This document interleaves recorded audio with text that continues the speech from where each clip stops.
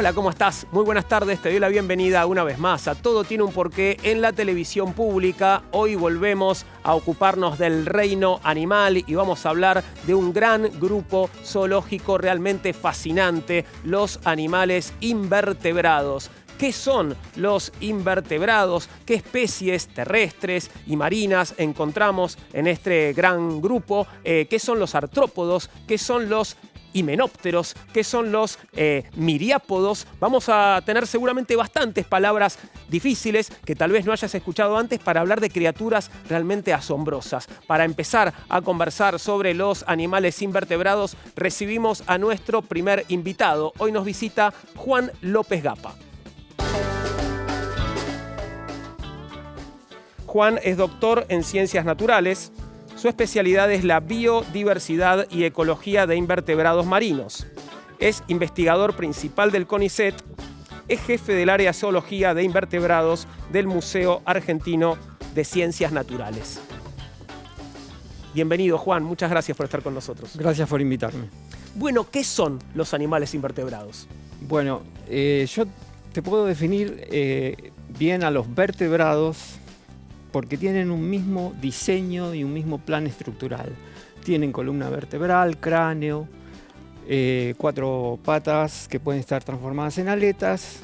En cambio, a los invertebrados no te podría dar una definición porque el reino animal se compone de 32 grupos zoológicos. Los vertebrados están en uno de esos 32 grupos zoológicos y los invertebrados en los 31 grupos restantes, con lo cual tendría que darte 31 definiciones. Claro. Es una enorme variedad. Es una enorme variedad. Invertebrados, claro. Y que no tienen elementos comunes como sí lo tienen los vertebrados. Digamos. Claro. Y si hablamos de porcentaje, digamos, dentro del reino animal, ¿cuánto hay de invertebrados y cuánto de vertebrados? Bueno, el 96% de las especies del reino animal son invertebrados. Es un montón. Hay más o menos, estos números que te voy a dar son provisorios porque todos los años se están describiendo cientos de nuevas especies.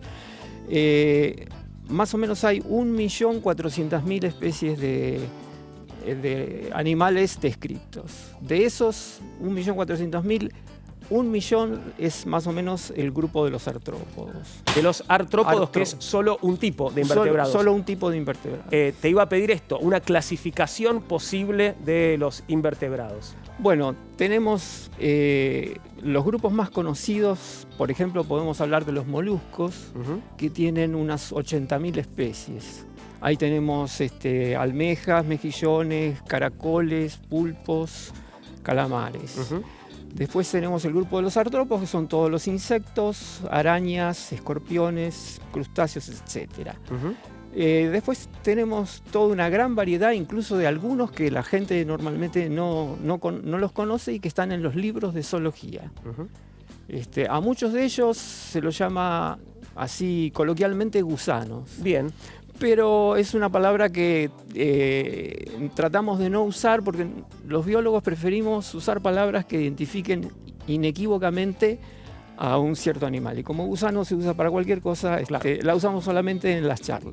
Es una palabra así, tal vez no de uso tan científico, digamos, pero tenemos un informe que nos habla sobre los gusanos y que hace un acercamiento un poco más preciso a esta variedad de animalitos. Así que vamos a presentártelos. ¿Qué son los gusanos? Gusano es un término coloquial con el que nos referimos a un grupo diverso de animales que son más o menos parecidos entre sí. Son pequeños, blandos y de forma alargada. Pero cuando acercamos la lupa hacia ellos, descubrimos que detrás de la palabra hay un sinfín de especies agrupadas en distintos filos o divisiones. Entre los gusanos más reconocidos están los anélidos. Son invertebrados de cuerpo segmentado en anillos llamados metámeros. Hasta el momento se descubrieron más de 16.700 especies. Entre los más destacados está la lombriz de tierra, los gusanos marinos poliquetos y las sanguijuelas. Se encuentran en la mayoría de los ambientes húmedos, sobre todo en el mar, pero también en agua dulce. Su longitud puede variar. Los hay muy pequeños, menores a 1 milímetro, pero también existen anélidos de más de 3 metros. Asimismo podemos diferenciar a los gusanos planos o platelmintos. un filo conformado por unas 20.000 especies, en su mayoría hermafroditas. Están en casi todos los ambientes. Muchas de las especies más difundidas son parásitos que necesitan varios huéspedes, unos para el estado larvario y otros para el estado adulto. Son animales que presentan interneuronas y una mayor concentración neuronal en una zona determinada del organismo. Además, son los carnívoros más simples. Nematoda es el nombre de la división que contiene a unas 25.000 especies registradas. Los nematodos son los gusanos que conforman el cuarto filo más numeroso del reino animal.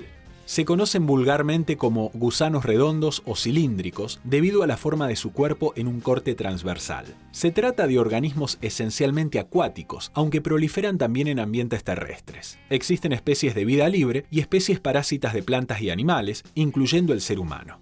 Son agentes causales de enfermedades de transmisión alimentaria como la triquinosis. Entre los tres filos existen unas 61.700 especies distintas de gusanos. Estos animales invertebrados están presentes en todos los ambientes. Nos acompañan tanto que inclusive los podemos encontrar adentro de nuestro cuerpo. Ahí veíamos algunos gusanos. Me decía Juan que es difícil definir a los invertebrados. ¿Podrías definirme a los moluscos? Bueno, los moluscos tienen el cuerpo blando y suelen estar protegidos por un caparazón calcáreo de carbonato de calcio. El manto es la parte superficial del cuerpo, que es la que segrega el caparazón. En algunos de ellos, como por ejemplo los caracoles, tienen un fenómeno muy interesante que es lo que se llama torsión. Torsión. Nosotros, por ejemplo, los humanos y los vertebrados en general tenemos un plano de simetría, que es un plano bilateral que nos atraviesa y nos divide en dos mitades simétricas, imágenes especulares una de otra. En cambio, los caracoles sufren un retorcimiento que tiene mucho que ver con el habitáculo donde están alojados. Claro.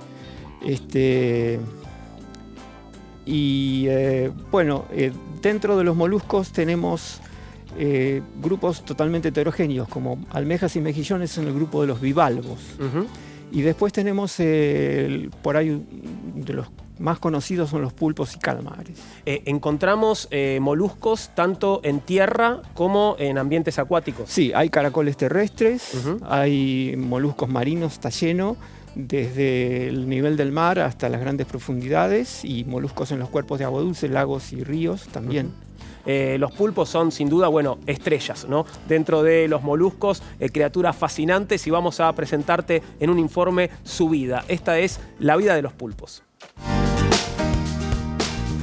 Los pulpos son invertebrados marinos y pertenecen al filo de los moluscos. Este excelente nadador de 8 patas es pariente lejano del caracol de jardín. Se los denomina cefalópodos, que viene del latín y quiere decir literalmente pies en la cabeza. Se llaman así porque efectivamente poseen una extremidad cerca de esa parte del cuerpo. Pero la cabeza de los pulpos sirve para mucho más que sostener sus pies. Allí se alojan los muy desarrollados ojos, el cerebro y los 3 corazones. En el manto se ubican el resto de vísceras, como el depósito de orina que emplean para escapar de sus depredadores. Cuentan con un conducto que puede cambiar de dirección y que expulsa una gran cantidad de líquido, impulsándose así a gran velocidad. De sus 3 corazones, 2 llevan sangre sin oxígeno a las branquias, que son los órganos respiratorios mediante los que se realiza el intercambio de gases. El tercero transporta la sangre oxigenada al resto del cuerpo. Se creen que existen más de 300 tipos de pulpos. Los más pequeños, como el pulpo de anillos azules que vive en Australia, alcanzan tallas de unos 15 centímetros. Por otro lado, el pulpo común puede alcanzar los 3 metros de largo y 12 kilos de peso. Las especies de mayor tamaño, como el pulpo gigante o el de 7 brazos, llegan a medir 6 metros y pesar 70 kilogramos. Estos cefalópodos tienen mucha fuerza en relación a su tamaño. Si bien son un adversario de temer, pasan la mayor parte del día escondidos en grietas, mimetizándose con el entorno. Y recién por la noche salen a cazar. Son animales omnívoros que se alimentan de algunos peces y crustáceos pequeños, así como también de algas. Es el invertebrado con mayor desarrollo del cerebro y los ojos. Al igual que el ser humano, enfoca la vista con precisión y se adapta a los cambios de luz. Su capacidad para resolver problemas, sortear obstáculos y memorizar patrones ha sido comprobada en varias oportunidades. El pulpo es el rey de los invertebrados marinos. Utilizan hemocianina en lugar de hemoglobina como molécula transportadora de oxígeno. La hemocianina contiene cobre en lugar de hierro y es de color azul. Su título de nobleza se lo ganó por ser uno de los organismos más complejos e interesantes de estudiar dentro de la fauna acuática. Veíamos al rey de los moluscos, como lo definía el informe, y decía que el pulpo es un cefalópodo. ¿Qué quiere decir que es un cefalópodo? Etimológicamente es que tienen los pies en la cabeza, o la cabeza y los pies juntos. Claro. Es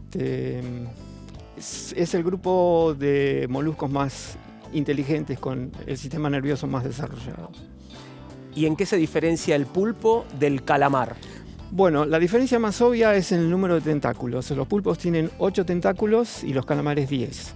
Después, el pulpo no tiene esqueleto interno. Eso le permite pasar, como veíamos en el informe, les permite pasar por agujeros mucho más pequeños que ellos. En cambio, el calamar tiene un esqueleto interno que cualquier ama de casa que haya cocinado sabe que se llama pluma, y es un esqueleto cartilaginoso que hay que sacarle antes de cocinarlo. Por eso al calamar se lo llama el pez poeta, porque tiene tinta y pluma. Muy bien. ¿Y qué características tienen los caracoles? Algo ya me habías contado, pero volvamos un poco a los caracoles. Bueno, por ejemplo, los caracoles marinos son de sexos separados. Los caracoles terrestres son hermafroditas, tienen los dos sexos en el mismo individuo. A pesar de eso, a pesar de tener la parte masculina y femenina en el mismo individuo, no se autofecundan, no suelen autofecundarse. Pueden hacerlo, pero no lo prefieren. Ajá. Y aquí esto nos lleva a preguntarnos por qué existe el sexo, cuál es la razón de ser del sexo. La razón del ser del sexo es que nosotros preferimos mezclar nuestros genes con los de otros individuos no emparentados. Y así asegurarnos un cierto nivel de variabilidad, que la especie tenga una variabilidad genética que le permita adaptarse a los cambios. Por eso se seleccionó el sexo. Y en el caso de los caracoles hermafroditas, ¿cómo se resuelve este problema? Hay un tema de rock nacional que dice, Ropa Violeta se llama, de Luis Alberto Spinetta, que dice, rumor de caracoles que copulan con sí mismos. Lamento contradecirlo al flaco, pero los caracoles prefieren aparearse recíprocamente, la parte masculina de uno con la parte femenina del otro y viceversa. Y viceversa, al mismo tiempo, digamos. Sí, al mismo tiempo. Qué asombroso. ¿Y qué son los equinodermos? Bueno, los equinodermos más conocidos por el público son las estrellas de mar y los erizos de mar. También hay un tercer grupo no tan conocido que son los pepinos de mar. Los equinodermos tienen una característica. Recién te hablaba del plano de simetría bilateral. Los equinodermos tienen una simetría radial. Es decir, imaginemos una torta con un eje en el centro y porciones. Por ejemplo, los erizos de mar tienen todos sus órganos en número de 5 o múltiplos de 5.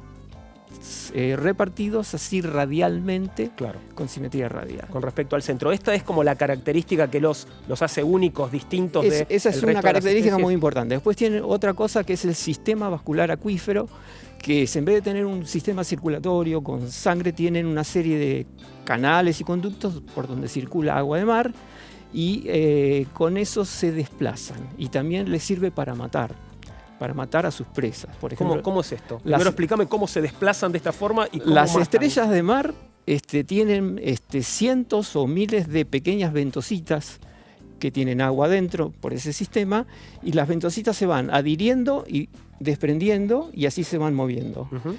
También la estrella de mar tiene que matar para sobrevivir. Y por ejemplo le encanta comer bivalvos, por ejemplo mejillones.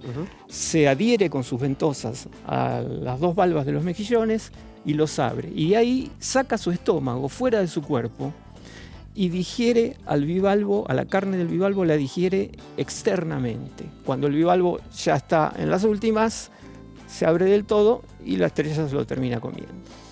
Impresionante. ¿Y existen invertebrados sésiles? Me tenés que contar primero qué es que sean sésiles, si es que existen. Bueno, sésiles o sedentario quiere decir que están pegados al sustrato. Bien.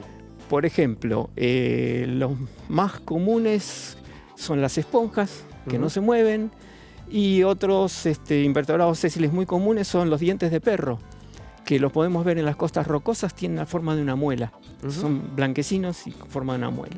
Y se adhieren a las rocas. Bueno, entonces, como no pueden escaparse de sus depredadores, tienen sistemas de defensa muy sofisticados. Por ejemplo, las esponjas son un tesoro de sustancias bioactivas.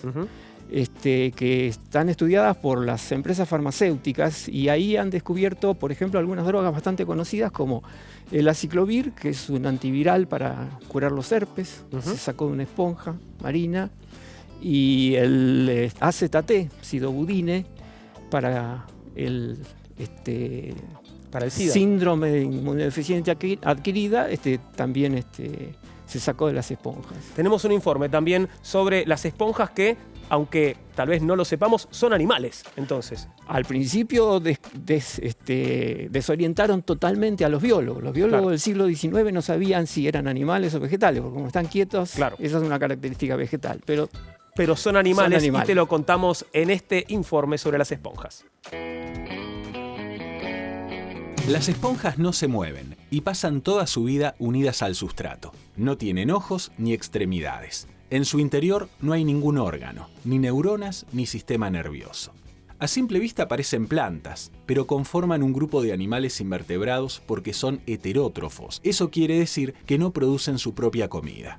De los animales más antiguos del planeta, las esponjas presentan una gran variedad de colores y formas. Todas son acuáticas y la inmensa mayoría marinas. La particularidad más destacada de las esponjas es la simplicidad de su anatomía. Está construida en torno a un sistema de canales por donde pasa agua. Los canales están recubiertos por unas células especializadas, los coanocitos, que tienen flagelos y les permiten impulsar el agua hasta el interior del cuerpo. Llamativamente, las esponjas carecen de órganos y de auténticos tejidos. Solo poseen células muy especializadas. Por la ausencia de un sistema nervioso, la coordinación depende de la transmisión de sustancias mensajeras a lo largo de su estructura interna.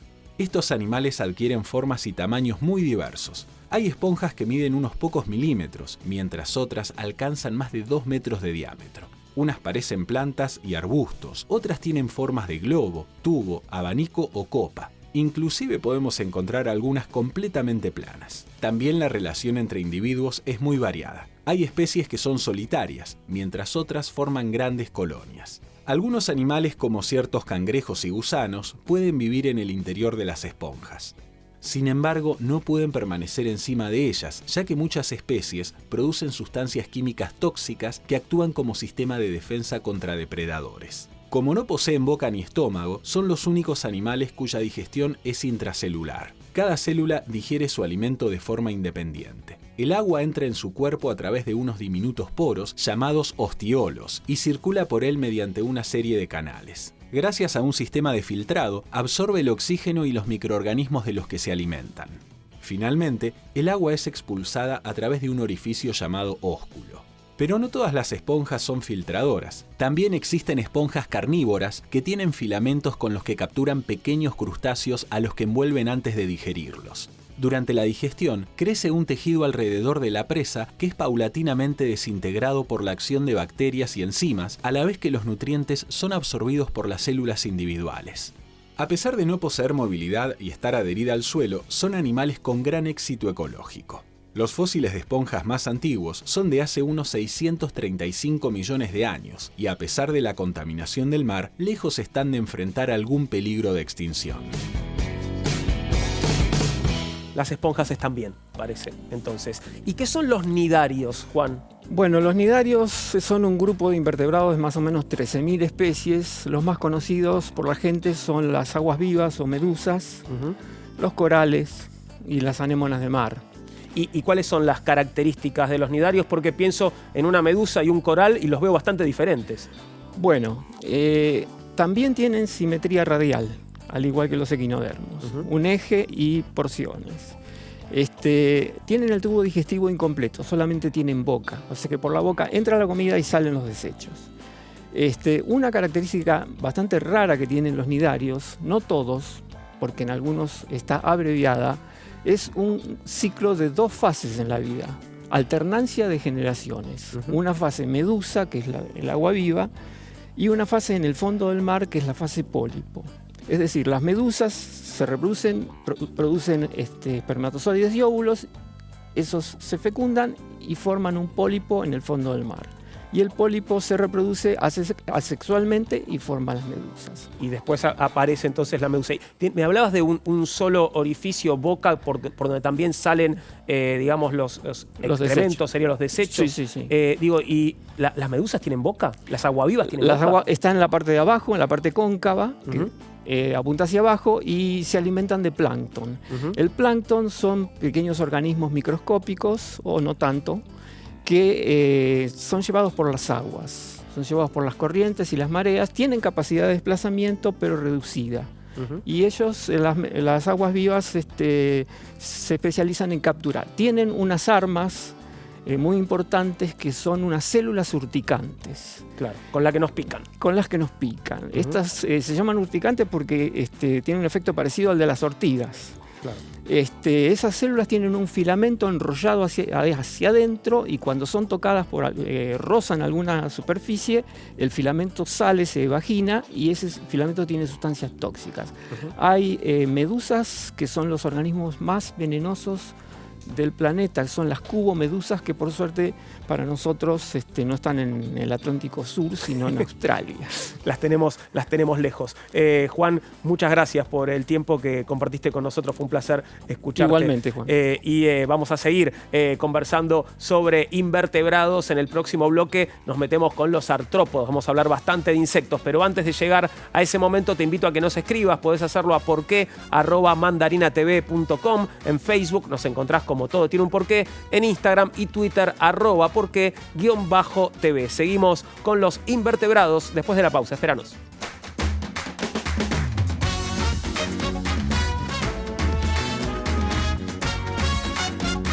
Continuamos con Todo Tiene un Porqué. Hoy estamos hablando de los animales invertebrados y llega el momento de referirnos a los artrópodos y en particular a los insectos. Y para hablar de ellos nos visita Pablo Mulieri. Pablo es doctor en Ciencias Biológicas, es investigador independiente del CONICET, es miembro pleno e investigador asociado del Instituto Superior de Entomología Dr. Abraham Willink y es curador de la Colección Nacional de Entomología y jefe de la División Entomología del Museo Argentino de Ciencias Naturales Bernardino Rivadavia. ¿Cómo estás, Pablo? Gracias por venir. ¿Qué tal, Juan? Gracias por invitarme. Un placer recibirte. Contame, ¿qué son los artrópodos? Bueno, los artrópodos, como dijeron también en el bloque anterior, son uno de los grandes grupos del reino animal. Yo digo que son de los más exitosos porque, de acuerdo al número de especies, si uno midiera el éxito de un grupo por el número de especies que tiene viviendo, los artrópodos claramente son los más exitosos. Porque hay muchas especies de Muchísimas especies. Viste que Juan en el bloque anterior te habló de un porcentaje de lo que representaban los invertebrados, que era enorme, 96%. ¿No? Bueno, un 80% de ese 96% son artrópodos. Ah, muy bien.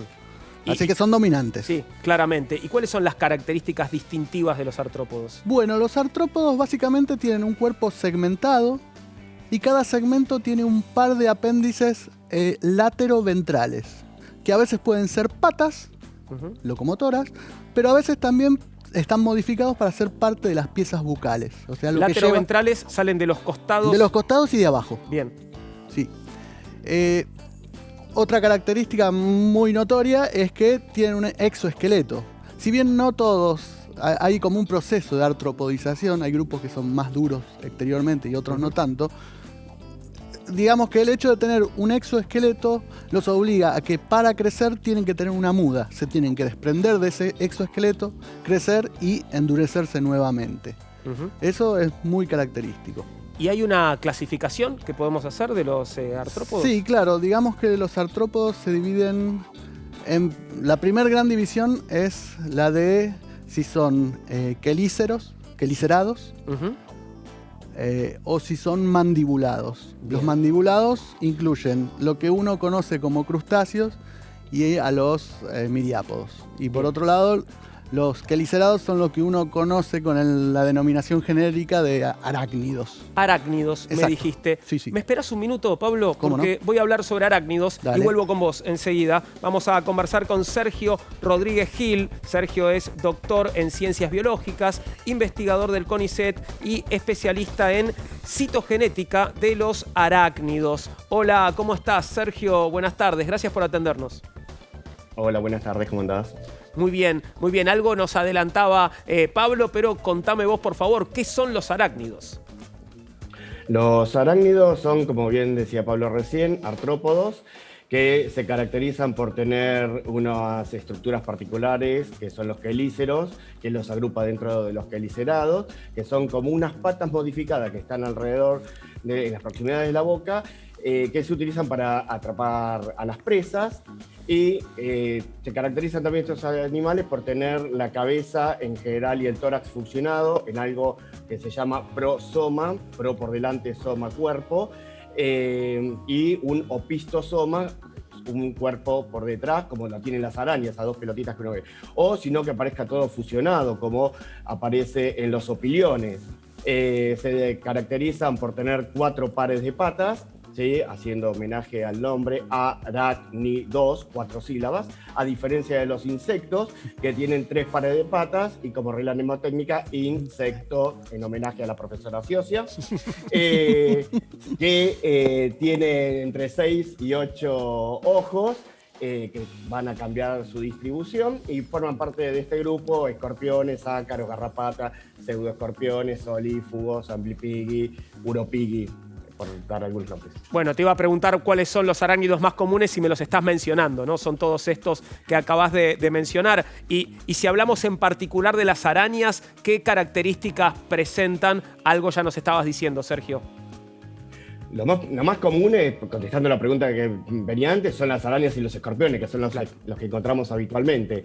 Y las características especiales de las arañas es que, como bien decíamos recién, tienen el cuerpo dividido en 2 patas y la particularidad es que tienen la posibilidad de producir una tela, conocida como tela de araña, que la usan para distintas cosas, ya sea para armar los cocones, los guarden los huevitos, para armar sus nidos, para armar la tela en la que mudan, como bien comentaba Pablo recién. Para crecer tienen que ir cambiando su exoesqueleto, el esqueleto por afuera, y tienen que ir cambiando a partir de dejar la estructura externa fija en algún lado. También la pueden usar para tirar un hilo cuando son muy chiquitas, que el viento las permite hacerlas migrar, cambiar de lugar, ¿sí? Para moverse. Y la característica que tiene es que en estas estructuras que hablaba Pablo, que son los quelíceros, las arañas tienen asociada una glándula de veneno por la cual inyectan el veneno. ¿Y qué diferencia principalmente a las arañas de los escorpiones, que también tienen veneno, ¿no? Los escorpiones también tienen veneno, lo tienen en el extremo posterior, en la cola, en ese último aguijón que vemos en la imagen, ¿sí? Y el cuerpo a su vez está dividido gráficamente en 2 partes, que se ve ahí bien, ¿no?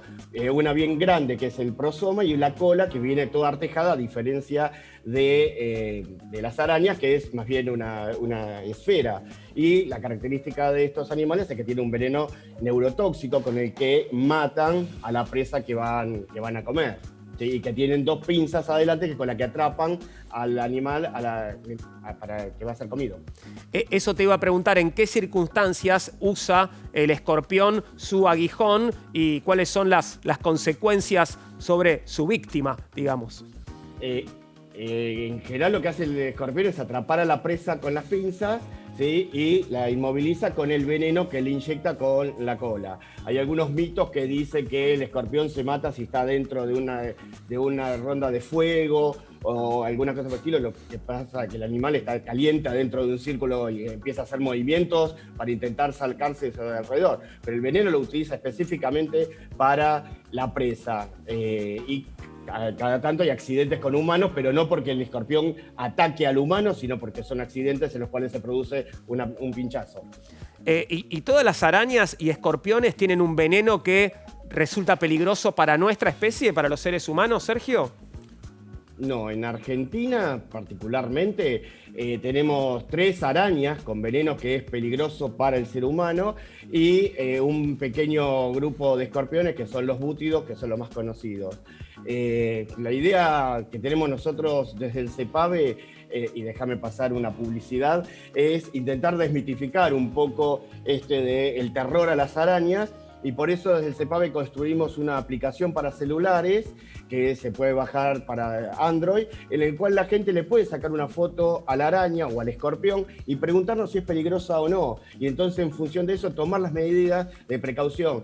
En general, todas las arañas tienen veneno, pero son muy poquititas y casi que no conviven con el ser humano las que tienen veneno peligroso para el ser humano. A diferencia de algunos escorpiones que sí conviven con el ser humano. La aplicación, te cierro el auspicio, es Araña o Escorpión y está producida desde el CEPAVE en conjunto con el CONICET y la Universidad Nacional de La Plata y la Comisión de Investigaciones Científicas de la provincia de Buenos Aires. Excelente idea, te felicito por eso y te agradezco mucho estos minutos, Sergio. Un abrazo grande. No, gracias a vos por el espacio. Hasta luego. Sigo con vos, Pablo, para preguntarte ahora, una palabra que conocemos todos, por fin, ¿qué son los insectos? Bueno, empezamos por los artrópodos y estamos viendo que esto es una vida de dominios. La vida animal la dominaban los invertebrados.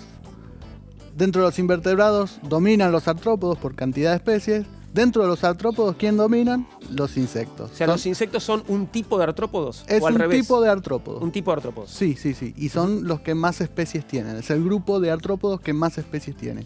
¿Y qué características los distinguen? Bueno, viste que ahí Sergio nos estaba mostrando distintos tipos de arácnidos que tienen como conformaciones corporales distintas. Que los arácnidos no son insectos. No son insectos. Bien. Son otro grupo. De hecho, los insectos son un grupo de pancrustáceos, una rama exitosa de pancrustáceos que han colonizado el ambiente terrestre. Han salido del agua y fueron muy exitosos en ambientes terrestres, digamos. Y lo que los caracteriza es una reorganización del cuerpo. Son grupos de segmentos que se especializan para formar una cabeza, donde los apéndices son las piezas bucales, un tórax con 3 pares de patas y un abdomen sin apéndices. Bien. ¿Y por qué los 100 pies y los 1000 pies no son considerados insectos? Bueno, porque tienen otra organización corporal. Son segmentos mucho más parecidos entre sí, donde se distingue una cabeza, una cápsula cefálica, y lo que sería el tórax de los insectos acá está muy elongado, con muchas pares de patas por segmento, y solamente una pequeña diferenciación en los segmentos caudales. ¿Me esperás, Pablo? Porque voy a hablar sobre 100 pies y 1000 pies. Claro. Otra comunicación, ahora la establecemos con Alda González. Alda es doctora en Ciencias Naturales, egresada de la Universidad Nacional de La Plata, investigadora del Centro de Estudios Parasitológicos y de Vectores, dependiente del CONICET y de la Universidad Nacional de La Plata. ¿Cómo estás, Alda? Buenas tardes. Gracias por atendernos.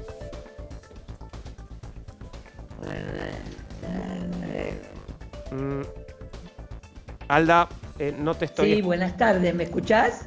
Ahora sí te escucho. Buenas tardes, ¿cómo estás? ¿Todo bien? Bien, todo bien, por suerte. Bueno, contame, ¿qué son los miriápodos? Bueno, los miriápodos, como dijeron recién, son artrópodos, no son insectos, para nada. Tienen características de artrópodos, como es el exoesqueleto quitinoso, cuya dureza va a variar de acuerdo a la especie de que se trate de miriápodos, y tiene patas articuladas, que es otra de las características de artrópodos. Tiene un cuerpo, como ya dijeron, dividido en cabeza y tronco, y la particularidad es que el tronco está segmentado y se ven los segmentos. En cambio, en los insectos están taumatizados, es decir, los segmentos se unen y forman distintas partes del cuerpo.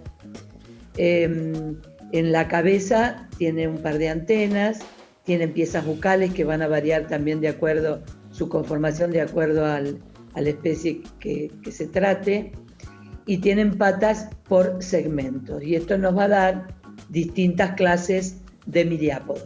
Eso te iba a preguntar, bueno, ¿qué grupos o qué clases comprenden los miriápodos, Alda?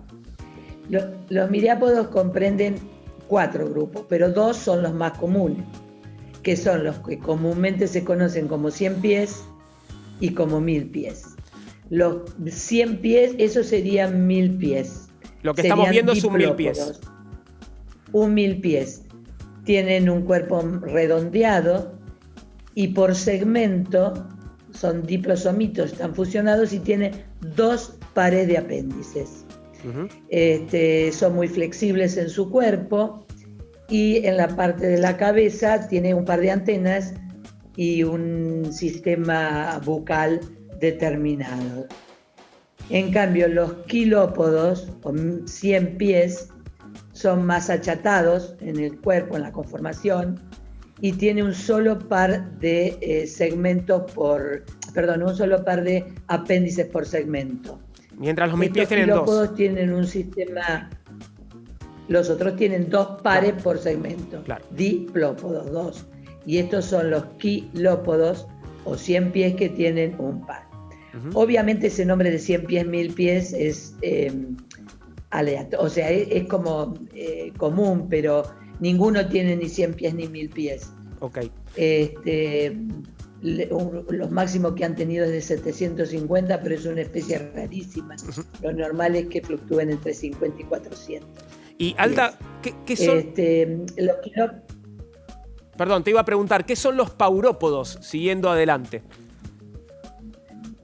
Bueno, los paurópodos y los ínfilos son otros 2 grupos de miriápodos. Son muy pocos vistos, en realidad son pequeños. Los paurópodos miden entre 0,5 y 2 milímetros de longitud y tienen solo 6 segmentos, o sea que son muy pequeños, son blanquecinos, son blanditos, y la característica así para diferenciarlos es que tiene un par de antenas que son como plumosas en las puntas, son ramificadas. En cambio los sínfilos tienen entre 2 y 10 milímetros de longitud, tiene 12 segmentos, también son blanquecinos y son blanditos, pero son más parecidos a los quilópodos, o sea, son achatados. No son comunes para ser vistos, ¿no? Te hago una última pregunta, Alda. Bueno, ¿en qué regiones encontramos a todas estas especies que nos estás describiendo? Bueno, en realidad son especies cosmopolitas, se encuentran en cualquier lado, mucho más en las zonas tropicales y subtropicales, porque necesitan mucha humedad para vivir. O sea, su modo de vida es siempre debajo de algo o adentro de algo, en lugares bien húmedos, enterrados en la tierra, porque le escapan a la luz. Su esqueleto le falta una capa afuera, que es cerosa, y entonces el sol los puede desecar, por eso viven siempre protegidos. Alda, muchas gracias por estos minutos, fue un placer conversar con vos. Te mandamos un beso grande. Bueno, gracias. Hasta luego, gracias Alda. Vuelvo una vez más con vos, Pablo, para preguntarte qué quiere decir que algunos insectos son sociales. Bueno, que en general cuando hablamos de insectos sociales nos estamos refiriendo al grado más alto de socialización, que el término estricto sería eusociales. Eusocial. Que son las hormigas, las abejas, algunas avispas, donde básicamente hay una división del trabajo muy marcada en 2 castas, una casta reproductora y una casta de obreras. Esta es la característica común, digamos, a los insectos eusociales. Eusociales, pero dentro de los insectos, si bien la socialización no es lo que está más extendido dentro de los insectos, hay todo un degradé de especies que solo se juntan 2 individuos de la misma especie para copular, es decir, nada de socialización, a una progresiva socialización hasta los estadios más avanzados como la eusocialización. Esto, hay distintos tipos entonces de socialización entre los insectos. Sí, y es interesante porque, por ejemplo, dentro del grupo de insectos que incluye a las abejas y a las avispas, uno observa los distintos estadios. Distintas especies tienen distintos grados de desarrollo de la socialización, desde eusociales como las abejas hasta, por ejemplo, avispas que cuidan durante un breve tiempo a su progenie, proveyéndola de alimento, por ejemplo. Claro. ¿Los insectos eusociales tienen algún tipo de impacto sobre los ecosistemas? Profundísimo, profundísimo. Evidentemente la eusocialización es un proceso que ha sido exitoso en la evolución y son en general insectos muy abundantes. Abejas y hormigas son de las cosas más comunes, inclusive dentro del jardín de casa. Claro. Y sí, claro que tienen un impacto terrible. La biomasa es una medida de cantidad de animal. Ujú. Si uno toma, por ejemplo, en cuenta las hormigas herbívoras, las hormigas negras, Ujú. la cantidad de hormiga que hay en el mundo, de biomasa de hormigas, es muchísimo mayor que la de otros herbívoros como los elefantes. Si uno los pudiera poner en una balanza, todas las hormigas juntas y todos los elefantes juntos pesan más las hormigas. Hay más kilos de hormiga Hay más que de kilos de elefante hormiga. en el mundo. Por lo tanto, las hormigas consumen muchísimo más alimento vegetal que los elefantes, con lo cual tiene un impacto profundísimo. Claro. Me gustaría saber qué son los himenópteros, pero no me lo contestes ahora. No te Quería lo hacer esto alguna vez. Bien. Y vamos a hacer una pausa. Después de la pausa hablaremos sobre los himenópteros. Estamos hoy ocupándonos de los animales invertebrados. Ya venimos.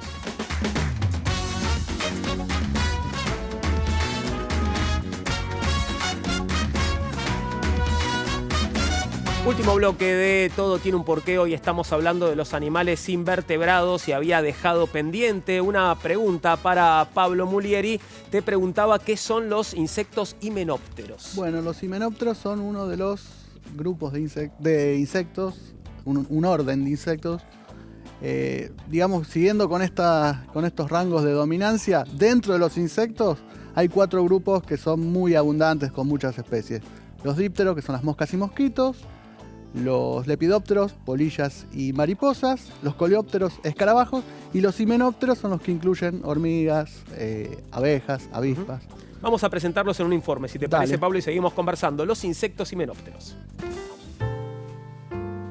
Los himenópteros conforman uno de los órdenes de insectos más numerosos y con mayor vínculo con los seres humanos. Está compuesto por las abejas, los abejorros, las avispas y las hormigas, entre otros. Todos tienen en común una estructura similar en su cuerpo. Poseen 2 pares de alas membranosas, aunque en el caso de las hormigas, solo la casta reproductora de machos y reinas las tiene. Las alas posteriores son más pequeñas que las anteriores y se mantienen acopladas durante el vuelo por una serie de ganchitos llamados amulus. Las piezas bucales son de tipo masticador o lamedor. En los grupos más avanzados, especialmente en las abejas, el labio y la maxila forman una especie de lengua con la que pueden absorber líquidos. Las antenas generalmente son de 10 o más segmentos y son relativamente largas. El tarso, como se conoce a la parte final de la pata, suele ser de 5 segmentos. Las hembras presentan al final del abdomen una estructura para la puesta de huevos que en los grupos más evolucionados se transforma en un aguijón venenoso.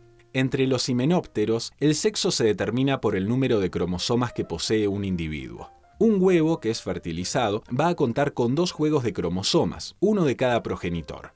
De estos huevos van a salir las hembras, mientras que los no fecundados, que solo cuentan con el cromosoma de la madre, se convertirán en machos. Una consecuencia de esta forma de fecundación es que las hembras comparten más genes con sus hermanas que con sus hijas o madres. En cuanto a su forma de vida, existen muchas diferencias dentro del grupo.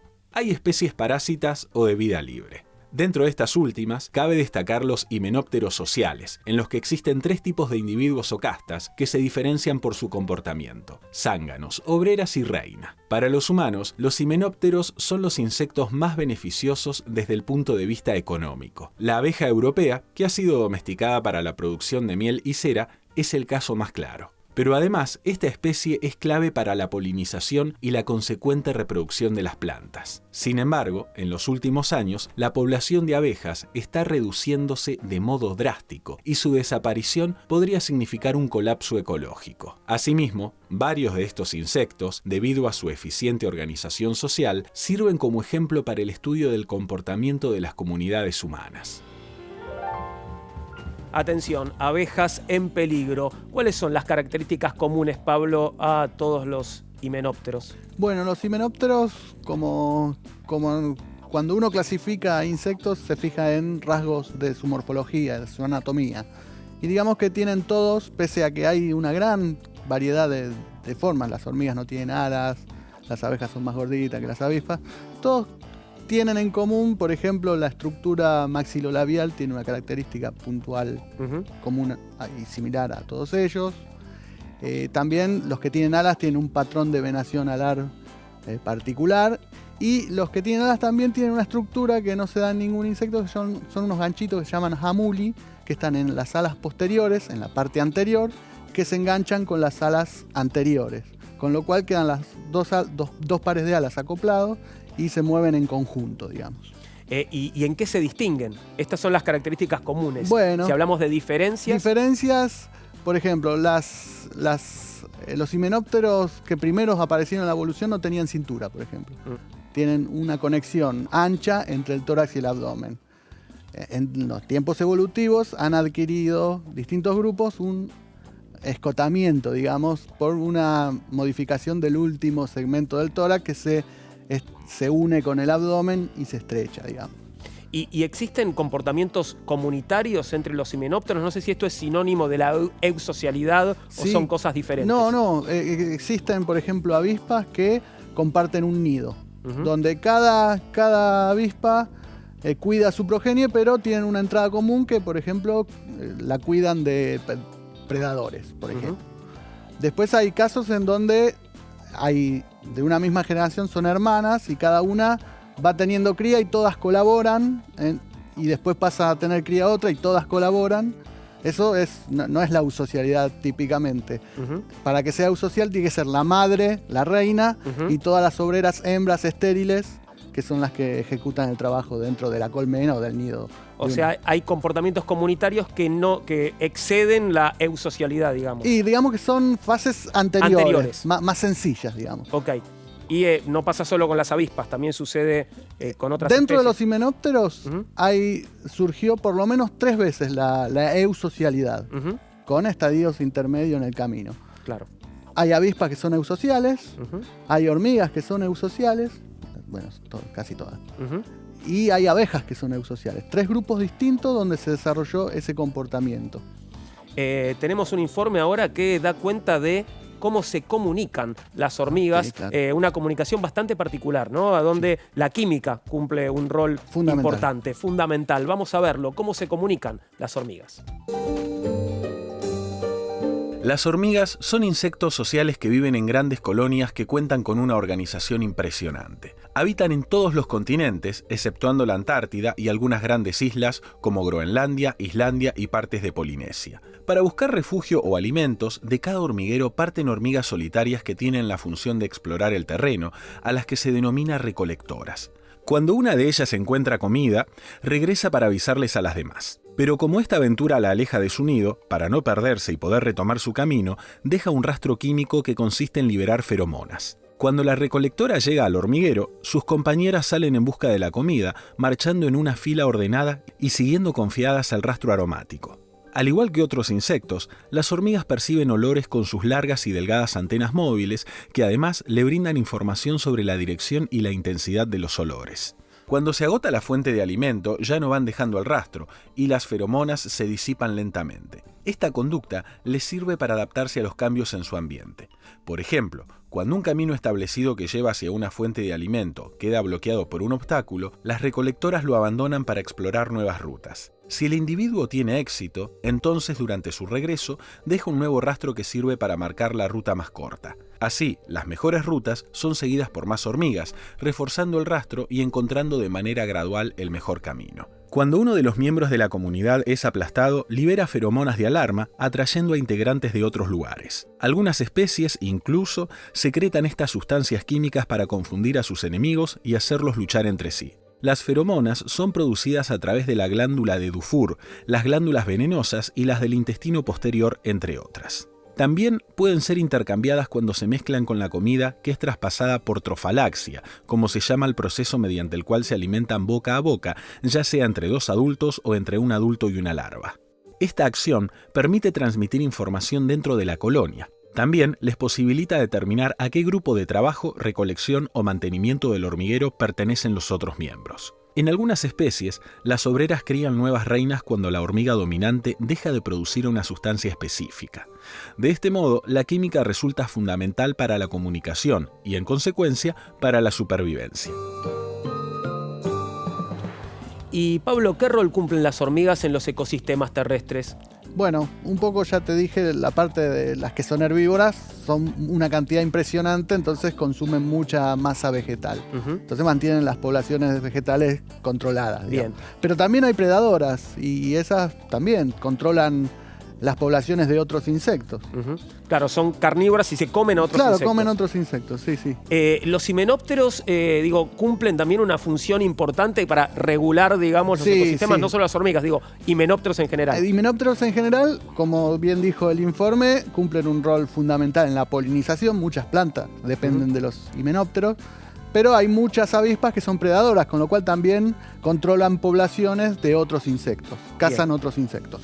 O sea que los tenemos cumpliendo, funciones de Distintos roles. control distintos, ¿no? Distintos, totalmente distintos, todo dentro del mismo grupo de insectos, los himenópteros. Los necesitamos. Gracias. Gracias, himenópteros, por lo que hacen por Mucho. nosotros. Y gracias a vos, Pablo, por haber estado Gracias, en Todo Juan. Tiene un Porqué. Un Por placer favor. recibirte y conversar con vos. A vos te decimos gracias también. Volvemos a encontrarnos con nuevas preguntas. Buscaremos distintas respuestas sobre otros asuntos, porque todo tiene un porqué. Y ahora te quedás con Juani, Belkov, Andino y Cata Delía, que a continuación, con todo su equipo, hacen altavoz aquí en la televisión pública. Chau, muchas gracias.